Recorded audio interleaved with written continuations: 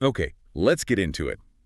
Today, we're doing a deep dive on, well, a really significant natural transition for many women, perimenopause and menopause. hmm And we know it often comes with some pretty challenging symptoms. Exactly. So for this exploration, we're focusing specifically on excerpts from one source, Holistic Approaches to Menopause and Perimenopause by Green Time Wellness. That's our guide today.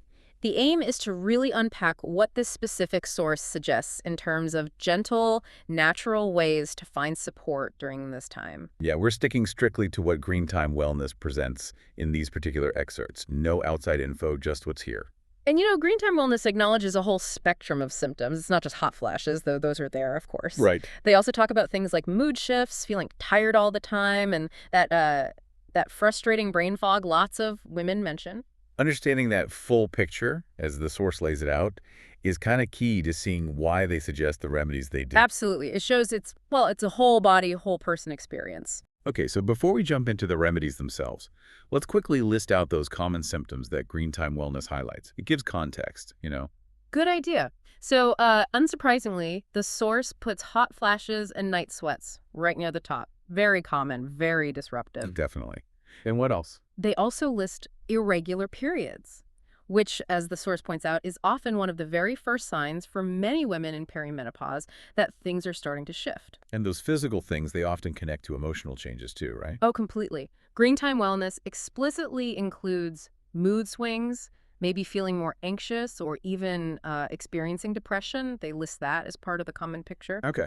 And they also mention some other physical changes like vaginal dryness and maybe a decrease in libido, things maybe not talked about as much, but important according to the source. Plus the things that just kind of mess with your day-to-day functioning. Exactly. Like sleep problems, trouble falling asleep, staying asleep, and the fatigue that naturally follows. That's in there. And the brain fog we mentioned. Yep. Brain fog and changes in memory are listed too. That feeling of not being quite as sharp. And one more a lot of women grapple with. Weight gain, yes, or just finding your metabolism seems to have slowed down. The source includes that as well. So quite a range. Physical comfort, mental clarity, emotional state. It touches everything based on this source. It really does, and it sets the stage perfectly for the main focus of the Green Time Wellness excerpts. There's 7 holistic remedies. These are aimed at supporting hormonal harmony and, easing these exact symptoms. Right. Remedy number 1, herbal allies for hormonal balance. Sounds interesting. How does the source frame this? Well, they basically introduce the idea of using specific herbs to kind of help the body navigate the changes, and they get quite specific about which herbs and what Green Time Wellness says they might do. Okay, lay some of them on us. What does the source mention? So they talk about black cohosh, apparently widely used, and this source notes it for helping reduce hot flashes, night sweats, and also maybe helping with those mood swings. Then there's chasteberry, also called Vitex.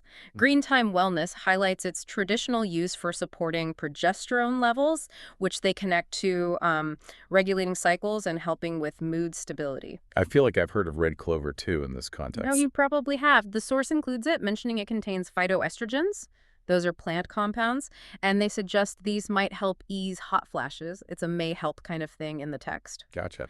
They also list dong quai, pointing to its long history in traditional medicine for easing menstrual and menopausal discomfort. In ashwagandha.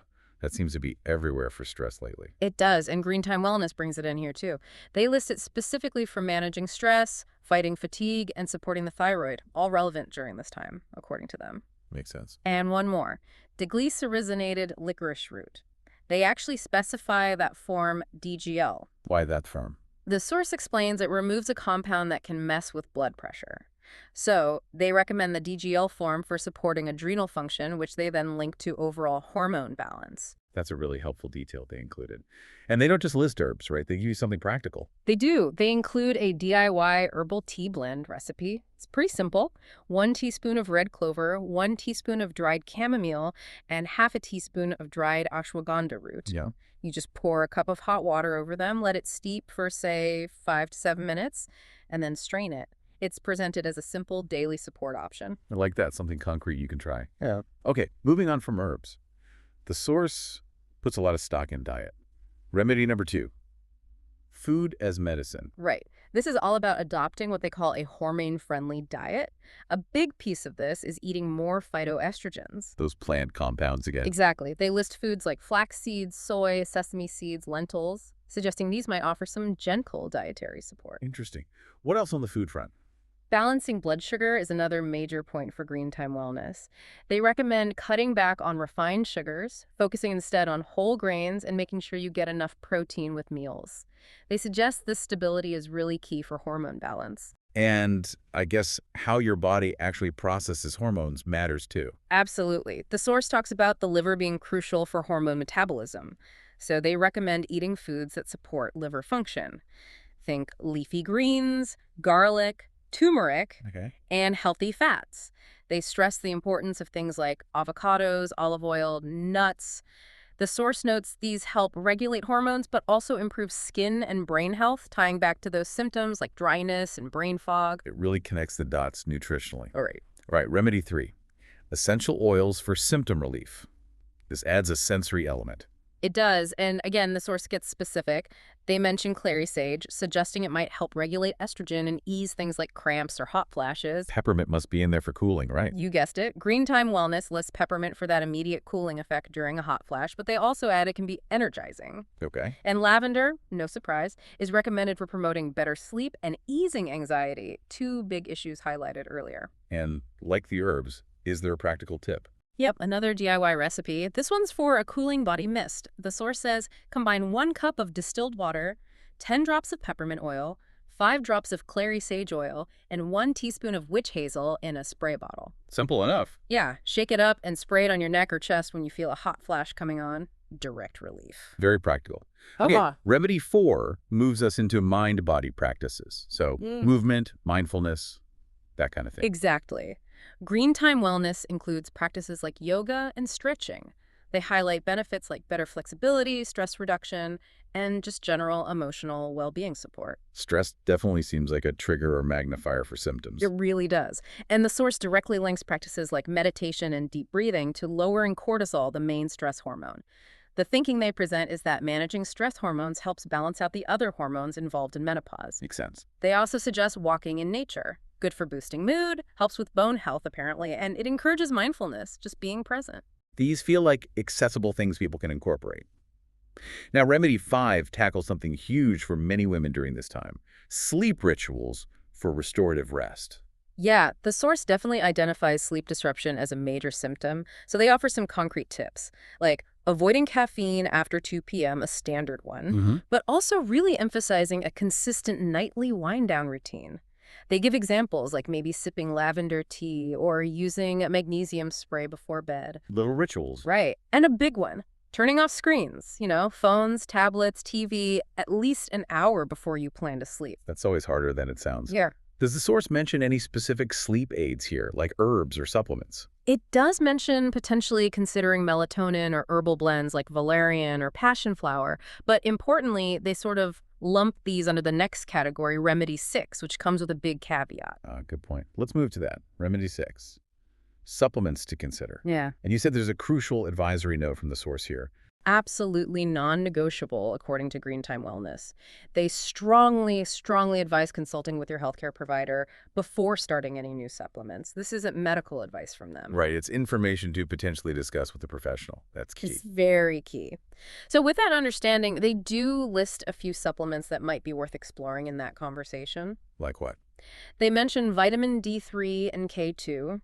The source links these to supporting mood, immune function, and crucially, bone health, which is a concern during and after menopause. Okay. Magnesium glycinate is another one.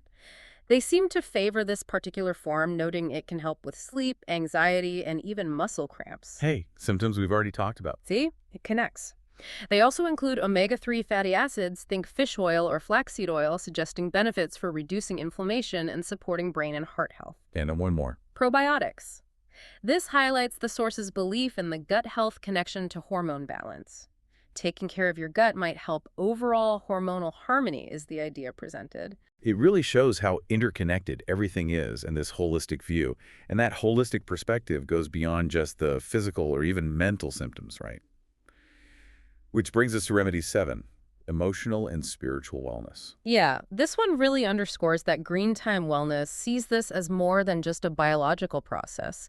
They frame it as a significant emotional and spiritual transition, too, like a rebirth or a rite of passage. So how do they suggest nurturing that side of things? Well, they suggest practical things like keeping a journal, a space to just process and express whatever emotions are coming up. That makes sense. They also talk about actively practicing self-compassion, being kind to yourself through the changes, and consciously trying to let go of societal pressures or negative stereotypes about aging. Finding community seems like it would be important too. Definitely.